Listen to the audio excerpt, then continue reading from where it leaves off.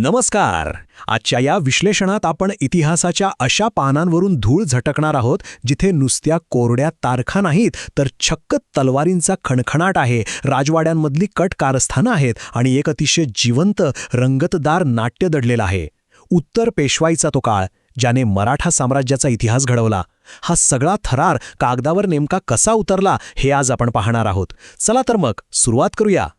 आता वसईचा वेढा किंवा शनिवारवाड्यातलं कात्रजचं पाणी ही नावं नुसती ऐकली तरी अंगावर काटा उभा राहतो, बरोबर? या फक्त कागदावरच्या नोंदी नाहीत. जेव्हा आपण हे वाचतो ना, तेव्हा जणू काही वसईच्या किल्ल्याबाहेर तोफांचा धडधडाट आपण प्रत्यक्ष ऐकतोय, किंवा शनिवारवाड्यातलं ते अतिशय प्रगत असं पाण्याचं नियोजन आपल्याच डोळ्यांसमोर उभं राहतंय असा भास होतो. युद्धाची ती रणधुमाळी आणि प्रशासकीय कौशल्य इतक्या जिवंतपणे मांडलंय की वाचक थेट त्या कालखंडातच जाऊन पोचतो. पण इथे साहजिकच एक मोठा प्रश्न पडतो.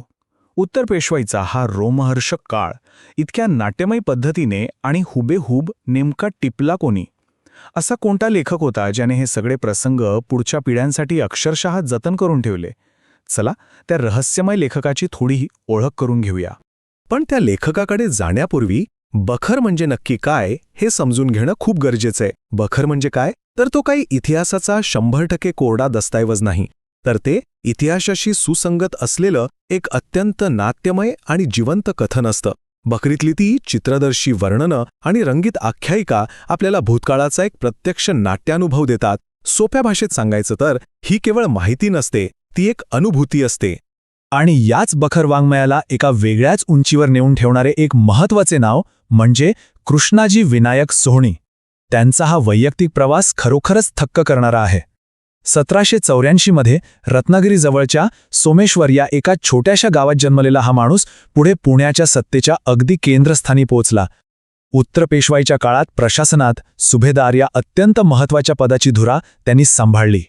1854 मध्ये त्यांचं निधन झालं, पण त्यांच्या मृत्यूनंतर तब्बल 25 वर्षांनी म्हणजे 1879 मध्ये त्यांची ही अप्रतिम ऐतिहासिक कलाकृती जगासमोर आली.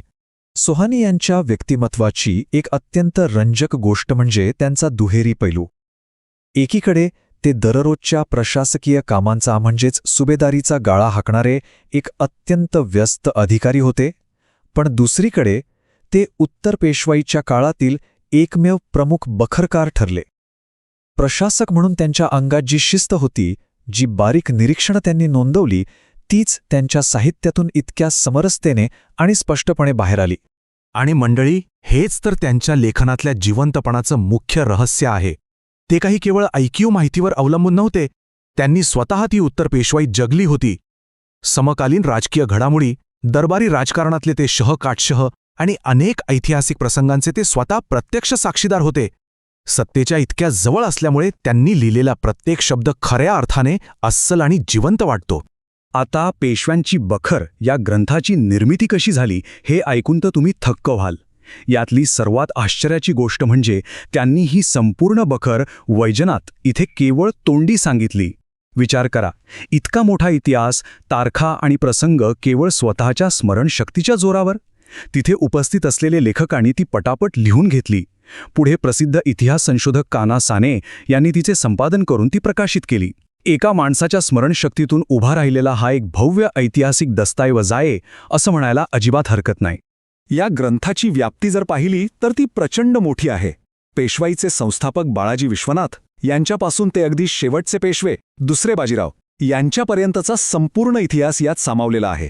पण नुसता इतिहास नाही, तर यात पारंपरिक मराठी गद्याचं आणि भाषेचा अफाट सौंदर्य दडलेलं आहे. फौज, मसलत, श्रीमंत यांसारख्या अस्सल शिवकालीन आणि पेशवेकालीन शब्दांचा चपखल वापर आणि डोळ्यांसमोर प्रसंग उभे करणारी त्यांची लयबद्ध कथनशैली, यामुळे हा इतिहास वाचताना एखाद्या रोमहर्षक कादंबरीचाच अनुभव येतो. आणि म्हणूनच सोहणी यांच्या कार्याचा वारसा आजही तितकाच जिवंत आहे.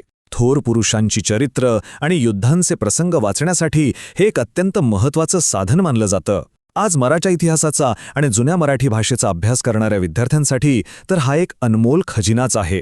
तुम्हाला माहीत असेलच, त्यांच्या बखरीतील वसईचा वेढा यांसारख्या थरारक प्रसंगांचा समावेश तर थेट आपल्या शालेय अभ्यासक्रमातही करण्यात आलाय, जेणेकरून नवीन पिढीला या गौरवशाली इतिहासाची प्रत्यक्ष ओळख व्हावी. या सगळ्या प्रवासानंतर शेवटी एक अत्यंत सखोल विचार मनात येतो. आपला इतिहास केवळ कागदपत्रांवर अवलंबून असतो की त्या प्रत्यक्ष साक्षीदारांच्या आवाजावर, ज्यांना तो काळ अगदी जिवंतपणे आठवतो? कृष्णाजी विनायक सोहनी यांच्यासारख्या कथाकारांमुळेच आज आपण तो काळ खऱ्या अर्थाने पुन्हा जगू शकतो. इतिहास जिवंत ठेवणाऱ्या ह्या मौखिक कथाकारांचे मोल खरोखरच अमूल्य नाही का? नक्की विचार करा.